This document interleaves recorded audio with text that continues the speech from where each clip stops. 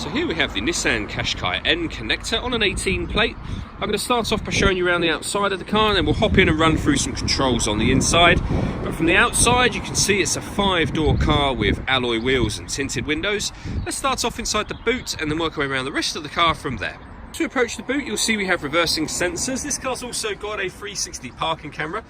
Plenty of boot space on top of that, as you can see, along with that 60/40 split folding rear seat.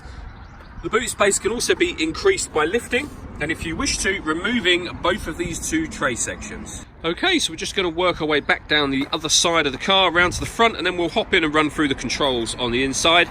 But now that we've done a full circle of it, you can see it's in lovely condition the whole way round. Just briefly before we climb in, I think it's well worth seeing the interior from this exterior point of view. There's plenty to run through on the dashboard, so let's hop in and we'll do that now.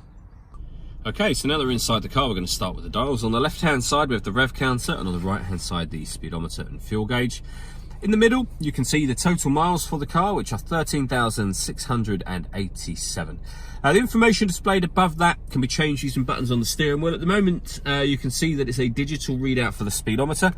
So you can change that for fuel economy menus, your satellite navigation, audio, driving aids, and eventually we'll get back round past settings and to the beginning again. The buttons I use to do that are these ones on the left hand side. We also have stereo controls over that side as well.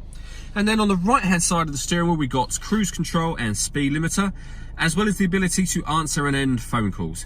We've also then got voice activation for the phone. So hit that button, ask it to dial anyone in your contacts list, and it will do that for you without you having to take your phone from your bag or pocket.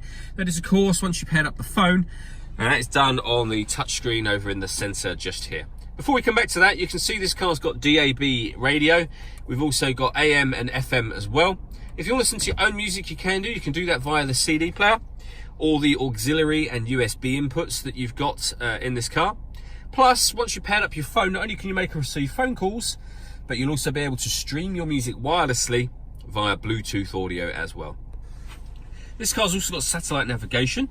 There's a full video showing how that works on both our website and our Facebook page, which are well worth checking out.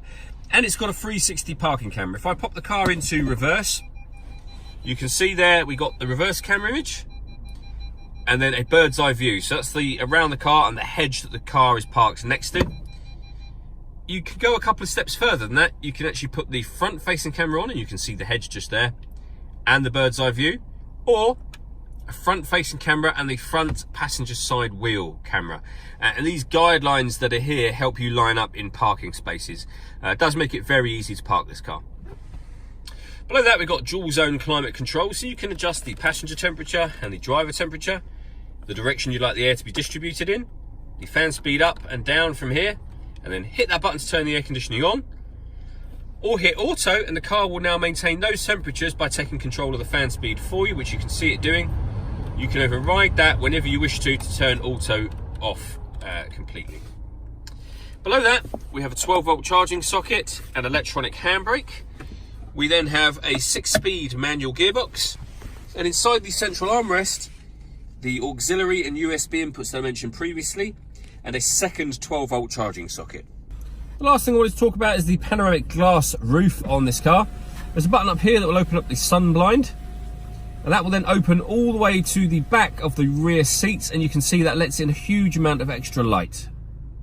All that leaves for me to say is thank you for taking the time to watch this video. If you'd like to come and see the car in person and have a test drive, please feel free to call any of our MJA sites.